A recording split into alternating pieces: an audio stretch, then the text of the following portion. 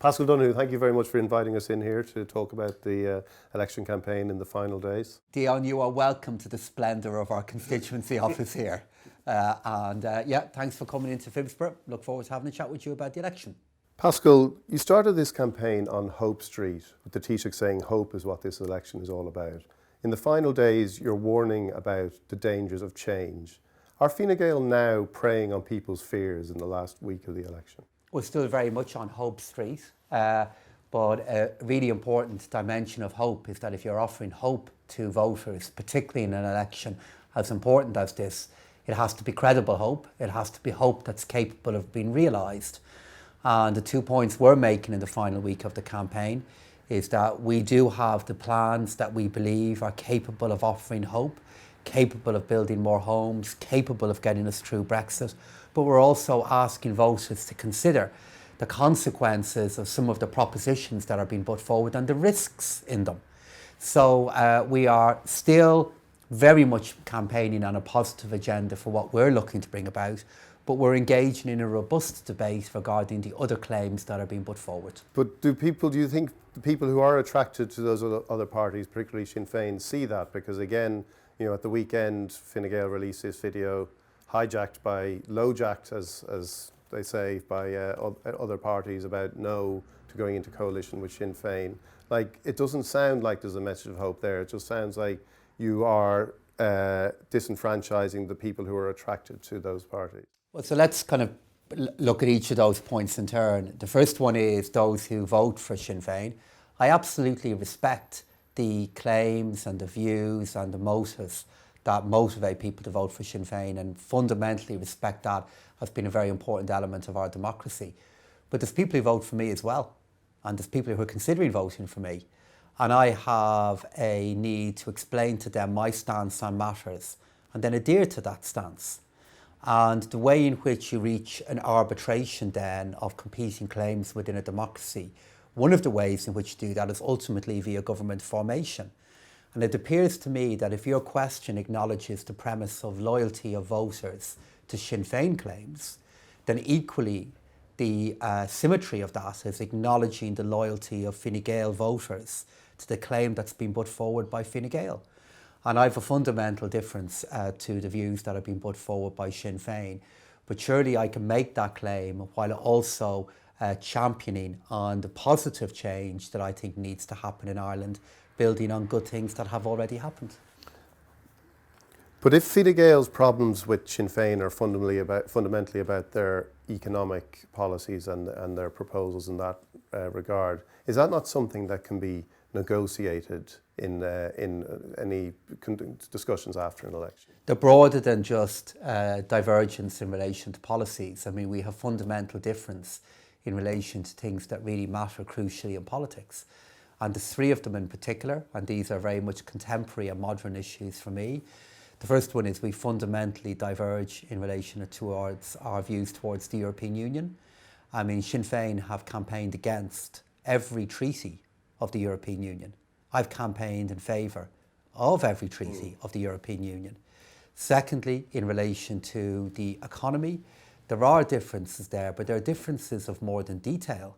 They're really fundamental differences in relation to what you tax at what level, that in turn reflects differing views regarding how economies work.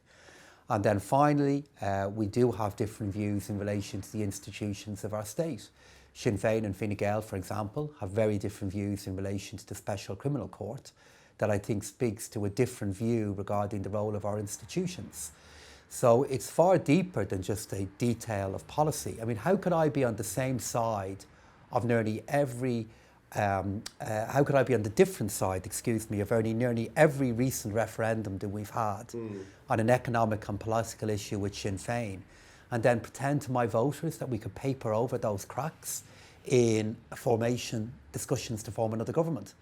That is just not a credible stance for anybody in Fine Gael to adopt, and it's why the differences that we have are so fundamental. But does it mean then that you are abandoning the younger people? Because there is a generational split from what we're seeing in the polls, and young people are being drawn especially towards Sinn Féin. Are you abandoning them and saying to older voters, you can't be careful of what is going to happen if young people go out and vote for Sinn Féin.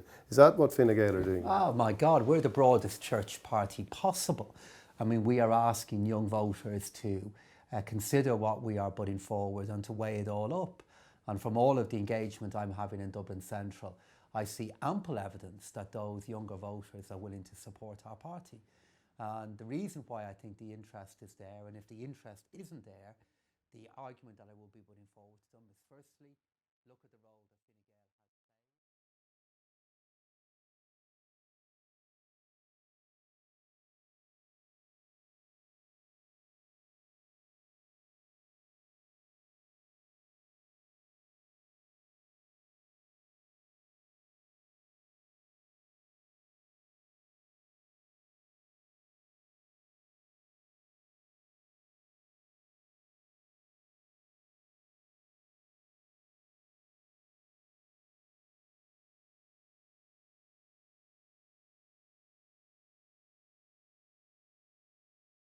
the trust and the need that we have to gain the trust of any other part of our society.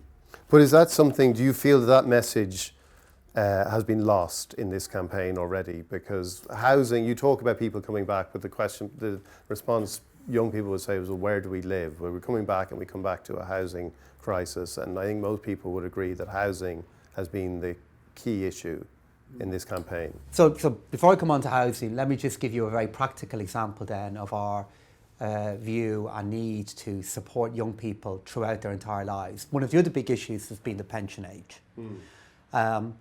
Sinn Féin and other political parties are saying, let's undo the pension age, let's go back to where it was before the changes were made. All that is going to do is pass the cost onto the current and younger generations of maintaining our social insurance fund. And all it is a recipe for is that the pension levels that older voters have at the moment, we run the risk of that not being available to younger people in the future. And in relation to housing, and what I would say to so many young citizens who are worried about where we stand with housing, like not so long ago, I remember dealing with housing crises of a very difficult and very different nature. Negative equity, people not being able to pay their mortgages, the issue of ghost estates where we had too many homes built in the wrong parts of our country. We overcame many of those challenges, and we are capable of overcoming a different set of challenges now. And what I would say to young people who are worried about where they're going to live, will they be able to afford a home in the future? I point to the more homes that are now being built. I point to the fact that the price of these homes now is beginning to stabilise, if not fall, in some parts of our country and some parts of Dublin. And I'd also point to the plans that we have underway now in relation to public and affordable housing. And all of this is because of the duty that we have to gain the support of the young people of Ireland, not just at election time, but all the time. But isn't that, that's fine, but then one of the key issues within housing is the rental market. And, has Fine Gael been too much on the side of the landlord in terms of, we mustn't do anything that threatens landlords or drives them from the market? So just to kind of develop your question a little bit further into my answer, drive them from the market. What does fewer landlords in a rental market mean? It can mean two things. It can mean either a lower supply of rental accommodation with a consequent effect on rent, or it can mean that more and more big companies are providing all the rental accommodation. So the only reason at all that I am cognizant of the needs of landlords is because I want to have a rental system that has lots of different people in it providing rental accommodation, and through that create an environment in which we can have more affordable levels of rent. What mistakes do you think Fine Gael made in government? So during our time in government, if I would look back on where we are, I hope you're going to ask me what I think we've got right as well, because I'll answer that question as honestly as I'm going to answer what I think we got wrong, because I think both of them are really important for the debate that we're having. I think the first one that would be, that I reflect on quite a bit, is where we were with Garda reform. Because a whole set of issues began to develop towards the end of our first term in office and into the early part of our current term of office in relation to the operation of our justice system and in relation to issues within Garda Síochána. And I learned hugely important lessons from all of that. And I think linking up the reform agenda and what needed to change within the Guards and indeed within the Department of Justice, we should have done that quicker. Because the faith that people have in our Guards and the administration of justice is the cornerstone of how people feel about the social contract that we have. But it would, again, from what we've heard of this campaign, it strikes me that people would think that how you have dealt with the housing crisis will be something that even now you'd be looking at and thinking we could have done more there, we could have done more to I would always look at where we are in housing and say there's more that we need to do. But one of the things that is on my mind as Finance Minister is one of the reasons we ended up with an unbelievable housing bubble, the collapse of which wrecked our country, was that housing bubble developed in an attempt to deal with housing difficulties that preceded it. And one of the duties that I have as Minister for Finance is responsibility for the economy in its entirety and a duty to try to preserve a good and a safe economic environment for everybody. And for example, now I look at where we are with housing output. Housing output is now at a 10-year high. We now have clear evidence of house prices stabilising, as I said a moment ago. And when I hear now others arguing to say we should be building more houses, I guess the questions they need to answer are, where are they going to get the money from to build those more houses? And then where are they going to get the people from to build those more houses? And they're issues that have been on my mind now for 2 years as Minister for Finance, as you'd expect when you're in government, because it's my duty to weigh up these issues. Like as we speak today, Dion, there are public housing projects being built on 300 pieces of public land in Ireland. I could take you out of this office, take you around to Devoney Gardens. I could take you down to Sean McDermott Street. I could take you down Dominic Street and show you public housing projects that are being built, which is happening across our country. But there's still so many more that could be, like so many vacant sites that still need to be developed. And do you think you've done enough to get people to to build on those lands and not hoard them? I believe we have done enough, but I think you're only going to see the effects of what we have done as we move through 2020. So what have we done? We've brought in a vacant site levy. This vacant site levy has been applied in Dublin Central. I can see the signs of it already in terms of either houses or land that was either vacant or derelict that is now being developed. But local authorities say that just added layers of bureaucracy because there were site inspections, and actually chasing people for that levy was something that actually just became another admin job for local authorities. It's their job, okay? So if we're saying that I'm not happy with the quantity of vacant land that we have in our city, and if that land isn't developed, that there will be a higher charge being paid on that land. That work is time intensive, it is complex, which is the reason why rushing to do things like this inevitably nearly always ends up in unintended difficulty. The application of that is going to be complex and time consuming, but that's not a reason not to do it. It's unacceptable that in a city that is doing as well as Dublin, we still have land that needs to be developed, land that more could be done with, but the application of that and the application of the law with regard to that is time consuming. But that's the nature of really complex issues in public policy. That's the issue of problems that are really intricate, in which lots of people have different views.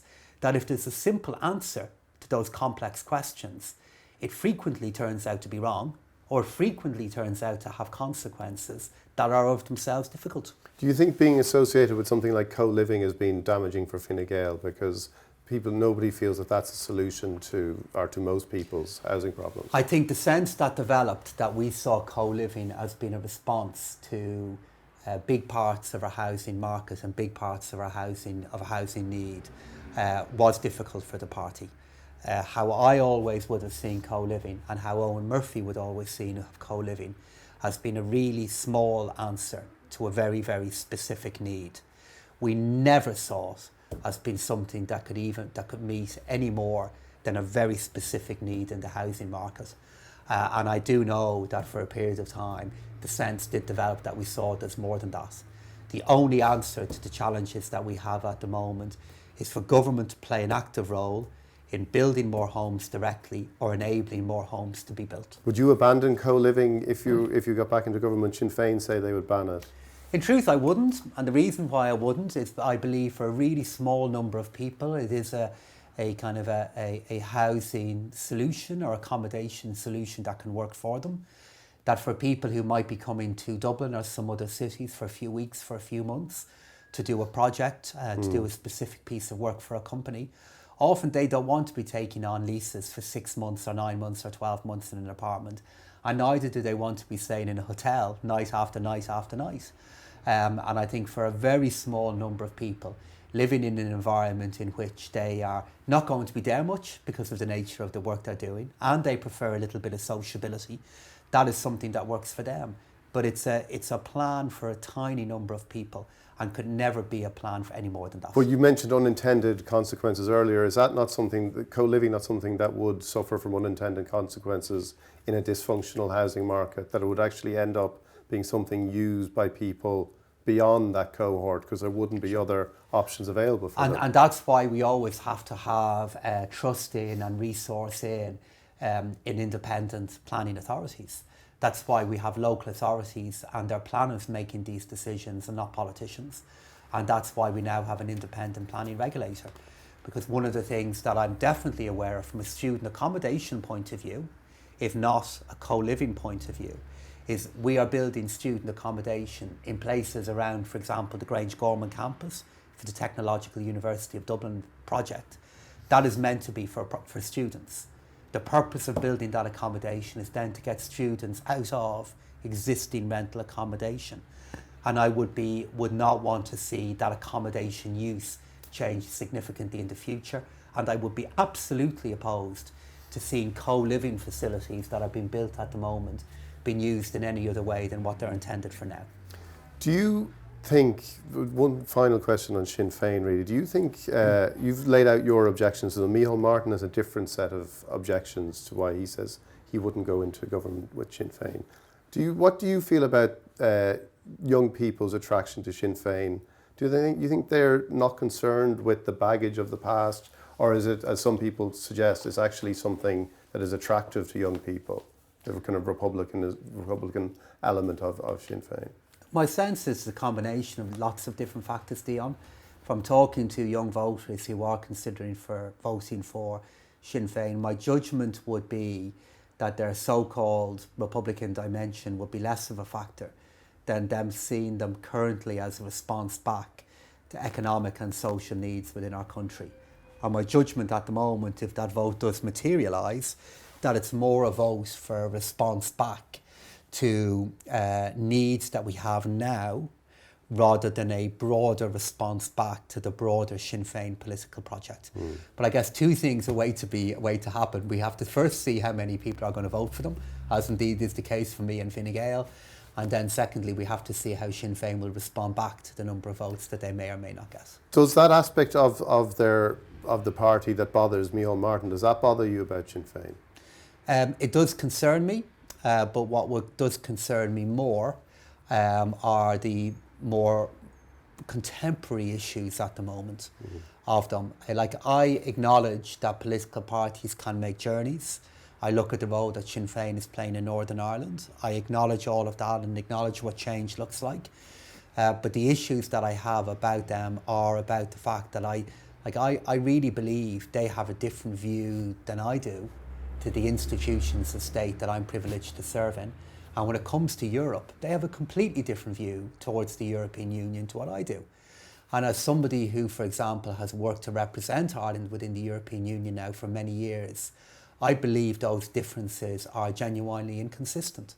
And I actually believe it would be the greatest argument possible to show that policy and beliefs don't matter if somebody like me was to transcend all the differences that I have and generate some kind of short-term truce with Sinn Féin. Like, they have views, I have views, there's a gap in between. And, some gaps have to be respected as gaps. And then there are lots of other gaps that you can narrow and work on.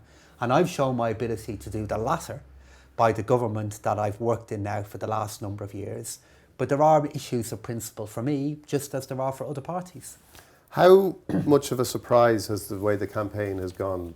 How much of a surprise has it been for you? Overall, very little. Really? But the surge in Sinn Féin, the way the polls have changed, like are Fine Gael on the back foot now in a way you didn't anticipate? Oh, I always anticipated Fine Gael would be coming into the last week of the campaign with the kind of pressure that we've been under. Sinn Féin are doing a little better than I thought they'd be doing. We had a tough few weeks. I thought Fianna Fáil would be doing better. But broadly, I expected Sinn Féin to do well. Broadly, I expected us to find the early parts of the campaign demanding because of the questions that would be put to us. And I thought Fianna Fáil would do a little better. But broadly, it's kind of where I expect it to be. Do you think you need to do more even in these last few days to say to people, like you've talked about the economy and the underlying strength of it, but does that, is this the same mistake that was made in 2016 where people want to see public services strengthened, they want to see healthcare, they want to see housing, they want to see practical evidence of these things? I saw an incident last week of a school in South Dublin where they had to close the school for a few days because the electricity and wasn't working, and these are in prefab schools. These are the situations that people. I had a situation today where I called an ambulance for a woman who collapsed at Pearse Street, and she was okay, but there was no. Half an hour later, I called back for an ambulance, and I was told that we don't have any ambulances available. This is at 9:30 on a Monday morning. That stuff, that people's contacts with the public services they rely on, it's hard to make the case for an underlying economy when they experience these things. But if you're drawing on your personal experience to make that case, let me draw my personal experience to make other cases. Let me take you around the corner to show you the new Grange Gorman campus for Technological University Dublin. I could take you up a little bit further up the road to show you the Noel Lewis line that's providing the public transport options that people have wanted on the north side of Dublin for years. I could take you into Cabra and show you Guelskull-Vara. I could take you down into the northeast inner city and show you all the really big projects that are absolutely being delivered at the moment. But I'm really wary though, even in important discussions like this, of reducing this debate to kind of each other's personal experiences, because I think... But is that what happens in an election? Everybody has their personal experiences and they... Of course they do, but then what matters then in the political arena is to acknowledge the experience that each person has, but to try and make the bigger argument regarding where our country stands, which was the first part of your question, regarding how this stands and how this compares to where we are in 2016. And I'd respectfully make the argument that this is a very different approach to where we were in 2016, because what the Taoiseach, what Simon Coveney have acknowledged at each point is that even though we believe progress has been made, we've always emphasised that progress in many cases is still not enough. I do not, as important and as vital and as much of a necessity our economy is and economic growth is, I always see it as a means to a greater end. And that means to a greater end isn't about how you generate wealth. It's about how you deliver a better society. And I'm so aware of the needs that we have, mainly because of where I represent and the great things I see happening, but the many difficulties I always see happening, about the journey we will always be on to look at how we can make our public services better and better. But when I hear the Taoiseach talking about, even at the end of the debate last week, he mentioned, one of the first things he said in his closing remarks were that, you will be getting more money in your pocket through tax cuts if Fine Gael are in government. Is that the right message, do you think, for a country? And I accept your point that we have to go beyond our own personal anecdotal evidence. But is that the right message for a country that wants the public service to improve, to say that you will have more money in your own pocket? Because people don't see that as linking to those improvements that are deemed essential. I think what's missing in that analysis, though, is an acknowledgement that there are many voters out there who, as they work harder and harder, do want the opportunity to keep more of their income in their back pocket. Because the money that we're referring to, I believe, in the first place, is money that people themselves are earning. And I think the economic context for this is going to change really significantly in the next few years, Dion. And the reason why I believe that is over recent years now, the amount of income growth that we've had in our country has been really subdued. It's now growing. And unless we begin to change the rate at which people begin to pay the higher rate of income tax, you're going to have more and more taxpayers that are getting really modest wage increases, might be working a little bit more overtime, might be getting an increment, for example, if they're a public servant, and more of their income will go into the higher rate of income tax. And alongside trying to make that point to you, I do believe you can make affordable change in tax reform and continue to invest in public services at the same time. You don't think it's an either or? Like, you think you can provide the childcare, you can provide these things that are essential to people in all areas, stages of their life? Well, not only do I not believe it's either or, Fianna Fáil, Sinn Féin and ourselves don't believe it's either or. Because all three political parties have tax propositions. It would be fair to say that versus ourselves and Fianna Fáil, we put more of an emphasis on reducing tax on the average income than they do. But Sinn Féin are the party, for example, that are proposing the abolition of the local property tax. They're the party that are not committed to increasing carbon taxing in the future, which I am. So if we're having a kind of a debate regarding the role of personal tax reduction, I have in our manifesto, for example, in relation to carbon taxing, a commitment to increase it. And in fact, in each of the three budgets that I've done, whenever I did a tax reduction, I actually put up a tax somewhere else to pay for it. And that is the kind of approach that I've used in recent years to fund tax reform and reduction. Fianna Fáil have been attacked by Fine Gael for their approach to the corporation tax rate, and that they might surrender the power of veto to Europe on that. Is that not something that's going to come under attack anyway? I saw the French finance minister talked about a race to the bottom regarding corporation tax, and was clearly referring to Ireland. Isn't there an appetite now in the EU, after standing by Ireland over the backstop, there's now an appetite to kind of get some kind of parity on that? Well, actually, the point I made about Fianna Fáil and their manifesto is they had within that manifesto a commitment to a fiscal union. Now, I haven't seen any political party in Ireland in recent years make a commitment to a fiscal union. And the reason for that is a fiscal union directly assumes that a central body makes tax decisions. And a fiscal union, by most people who work in the politics of the European Union, see that as a body in which there is a centralised authority making tax decisions. And the first policy area that tends to be associated with that is corporate tax policy. So over the weekend, I was just asking Fianna Fáil, is that what they mean? And if that's what they mean, let them say it. And if they don't mean that, why do they have this idea in their manifesto? In relation to what's happening in corporate tax policy in the European Union, it's going to be as much a contested area in the next few years as it was in the last few years. It is always an area in which there's a lot of political pressure on, but I do believe the area of greater kind of challenge in relation to it will be what will be happening globally through bodies like the OECD, who are putting forward global tax proposals. And I think they will pose areas of greater challenge for Ireland, actually, than many of the things that we'll have to work through in the European Union, of which themselves they'll still be difficult. You mentioned Fine Gael's part in social change in this country.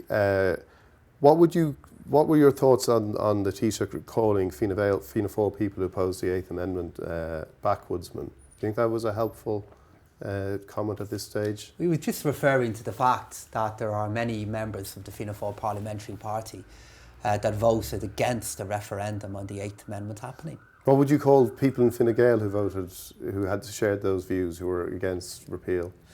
We had lots of debates about that. Would you call them backwoodsmen as well?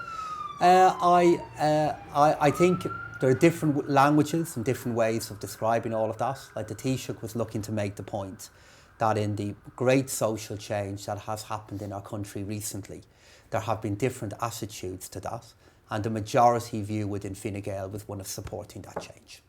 Okay, Paschal Donohoe, thank you very much. Dion, thank you very much. Thank you.